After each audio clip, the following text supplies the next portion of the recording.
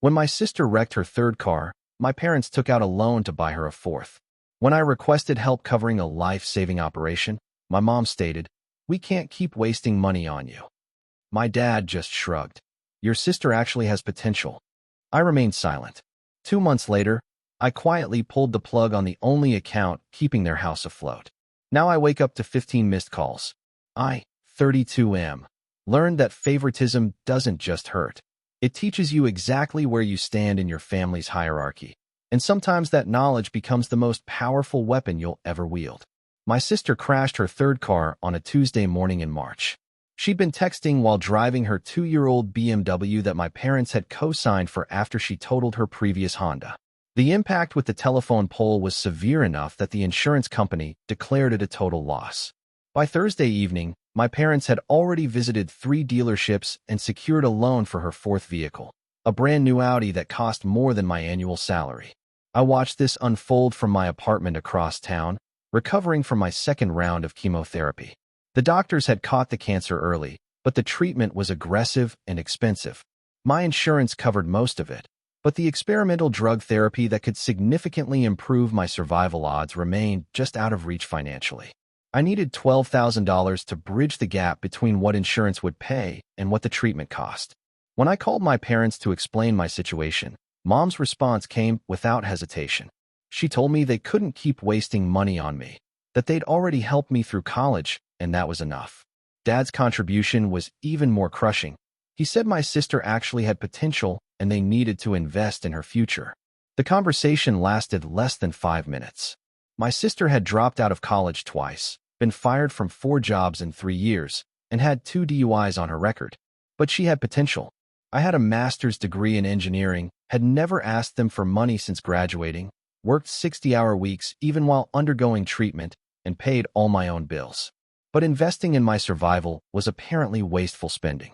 That night, I lay in my hospital bed during my next treatment session and made a decision that would change everything. I wouldn't argue with them. I wouldn't plead my case or point out the obvious double standard.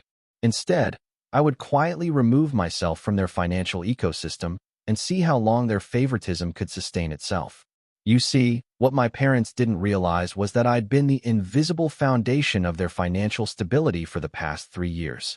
After Dad's small business started struggling and Mom's part-time income couldn't cover their mortgage, I'd stepped in without fanfare. I opened a joint account with them under the pretense of helping manage their bills more efficiently. What they thought was their emergency fund was actually my money flowing in each month to cover their shortfall. The mortgage payment, the utilities, the property taxes, the insurance premiums. I covered roughly 40% of their monthly expenses. They assumed the money came from Dad's business recovery or some other source they didn't need to track carefully. I never corrected their assumption. The monthly transfer happened automatically, invisibly, just like how they'd trained me to exist in the family structure. For 2 months after their rejection, I continued the payments while I quietly arranged alternative financing for my treatment. A combination of a payment plan with the hospital, a small loan from my company's hardship fund, and help from my girlfriend's family got me the money I needed. My prognosis remained positive, and the experimental treatment was working better than anyone had expected. Meanwhile, I watched my sister's new car payments strain my parents' budget even further. The monthly payment was nearly $800, plus the increased insurance costs for a driver with her record.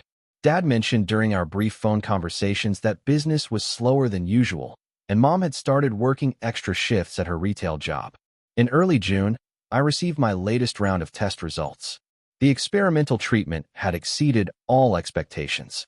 The tumor markers were undetectable, and my oncologist was cautiously optimistic about my long-term prognosis.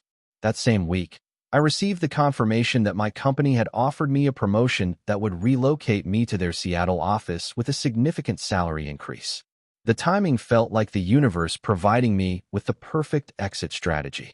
I spent the weekend calculating exactly how much money I'd contributed to my parents' household over the previous 3 years. The total was staggering, nearly $57,000. Money that had kept their house out of foreclosure, their utilities connected, and their credit score from completely collapsing. Money they'd never acknowledged receiving because they'd never acknowledged who was providing it. On Monday morning, I went to the bank and closed the joint account. I transferred the remaining balance to my personal account and removed the automatic payment system that had been quietly subsidizing their life. I didn't send a warning or an explanation. I simply stopped the flow of money as quietly as I'd started it 3 years earlier. The beauty of the situation was its elegant simplicity. They couldn't confront me about money they'd never acknowledged receiving from a source they'd never bothered to investigate.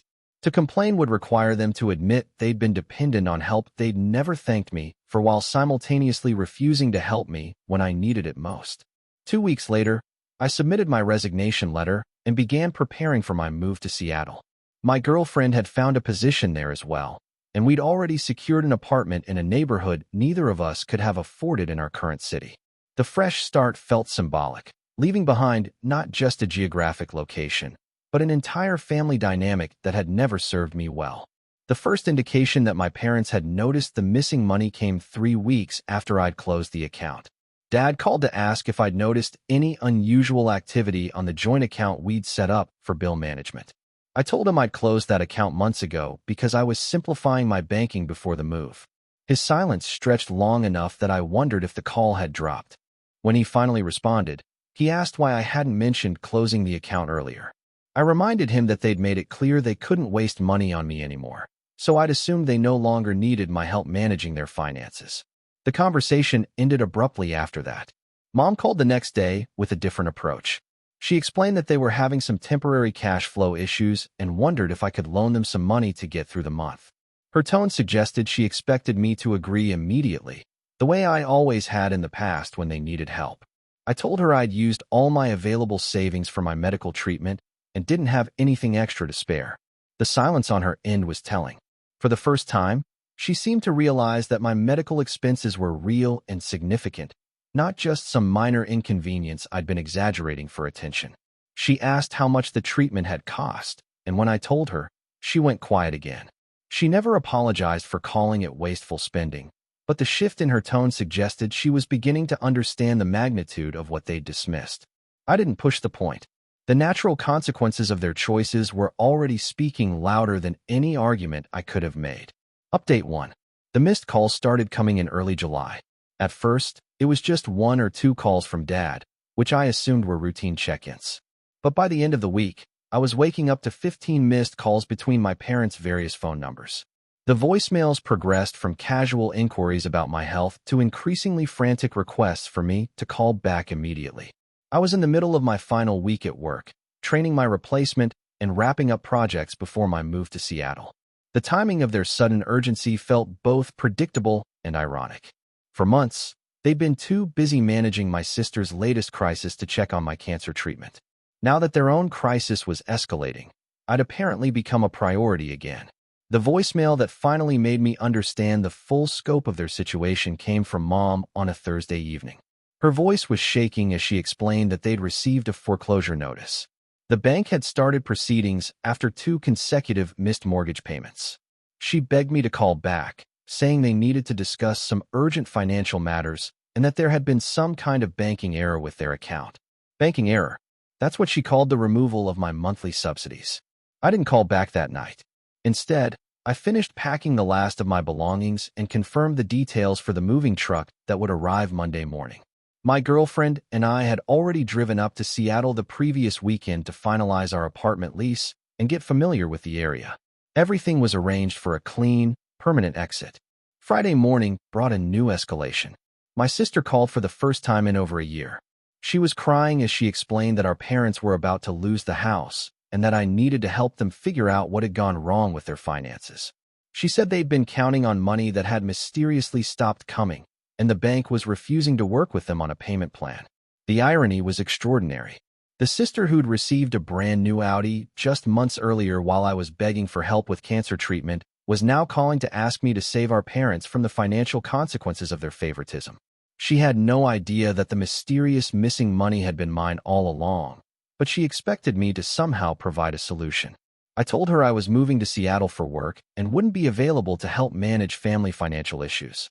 When she pressed for details about the move, I explained that my company had offered me a promotion I couldn't refuse, especially given my recent medical expenses. She seemed surprised that I was still dealing with medical costs, which told me everything I needed to know about how much our parents had shared regarding my situation. The weekend brought a new strategy from my parents. Instead of calling my phone, they started showing up at my apartment. Saturday morning, I looked through my peephole to see both of them standing in my hallway, looking more desperate than I'd ever seen them. I pretended not to be home, watching through the window as they waited in the parking lot for over an hour before finally leaving. Sunday brought the same scenario, except this time they'd brought my sister with them. I could hear her voice through the door as she called my name, explaining that they just needed a few minutes to talk through some family issues. The desperation in their voices was palpable, but I remained silent until they eventually gave up and left. Monday morning, the moving truck arrived right on schedule. I'd taken the precaution of scheduling the move for early morning, knowing my parents were not early risers. By the time they might have thought to intercept my departure, I was already on the highway headed northwest with everything I owned packed neatly in the truck behind me. The drive to Seattle took 2 days, and I used the time to reflect on the strange satisfaction of leaving without confrontation. There had been no dramatic argument, no moment where I laid out their hypocrisy in detail, no opportunity for them to offer excuses or promises they wouldn't keep. I'd simply removed my financial support as quietly as I'd provided it, and disappeared from their lives with the same lack of fanfare they'd always accorded my presence. Update 2. 3 weeks into my new life in Seattle, the missed calls had evolved into a more creative campaign for my attention. My parents had clearly figured out that I was no longer living in my old apartment, but they hadn't yet determined my exact location or new contact information. The messages they left had shifted from urgent financial pleas to emotional manipulation tactics that revealed just how desperate their situation had become. Mom's voicemails now included detailed health updates about relatives I rarely spoke to, casual mentions of childhood memories, and increasingly obvious attempts to guilt me into responding. She talked about how worried they were about my health, how they'd been thinking about my treatment, and hoping I was recovering well. The irony was breathtaking. The same people who'd called my life-saving treatment a waste of money were now expressing concern for my well-being as a tool to get my attention. Dad's approach was more direct, but equally transparent. His messages focused on practical matters, questions about tax documents I might need, offers to forward mail, and suggestions that we should discuss some family financial planning issues that required my input. He was careful never to explicitly ask for money in the voicemails, but the subtext was unmistakable. My sister's contributions were the most fascinating from a psychological perspective. She left rambling messages that painted her as the confused victim of circumstances beyond her understanding. She talked about how our parents seemed stressed lately, how she didn't understand what was happening with their money, and how she thought I might have insights that could help the family navigate this difficult time. She never mentioned her new car or connected her expensive lifestyle to their financial strain. The missed calls weren't just coming to my old phone number anymore. They'd somehow obtained my work contact information and had started calling the general number for my company's Seattle office. My assistant mentioned that she'd received several calls from people claiming to be my family members who needed to reach me for urgent personal matters. I instructed her to take messages, but not to provide any direct contact information. Through my company's HR department, I learned that they'd also attempted to get my home address by claiming they needed to send me important medical documents related to my treatment. The HR representative who fielded the call was professional, but firm in explaining that they couldn't release employee personal information without proper authorization and documentation. The escalation of their efforts told me everything I needed to know about their financial situation. These weren't the actions of people dealing with a minor cash flow problem. These were the desperate measures of people facing imminent financial collapse, finally realizing that their safety net had disappeared without warning. Meanwhile, my life in Seattle was exceeding all my expectations.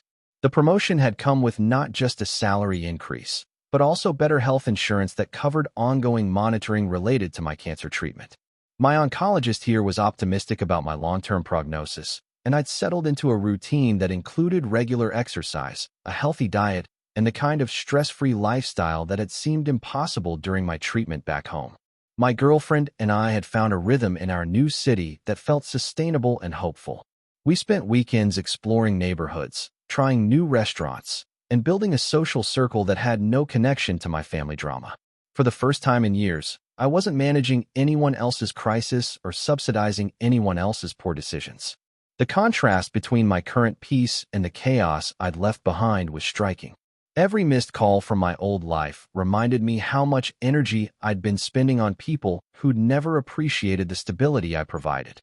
The silence I maintained wasn't just about withholding financial support. It was about refusing to be drawn back into a dynamic where my value was only recognized during emergencies. For weeks after my move, I received a certified letter that had been forwarded from my old address.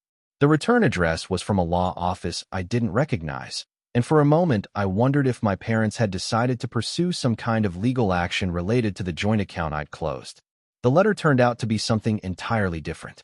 It was from an estate attorney representing my maternal grandfather, who had passed away 2 months earlier.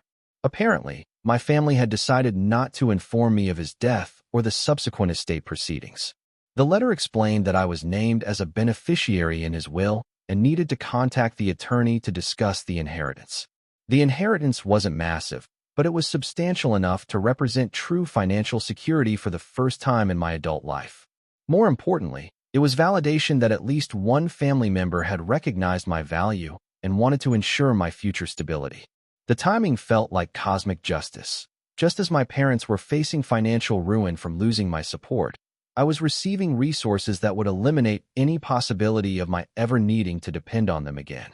I contacted the estate attorney and learned that my grandfather had specifically structured his bequests to reflect his observations about family dynamics.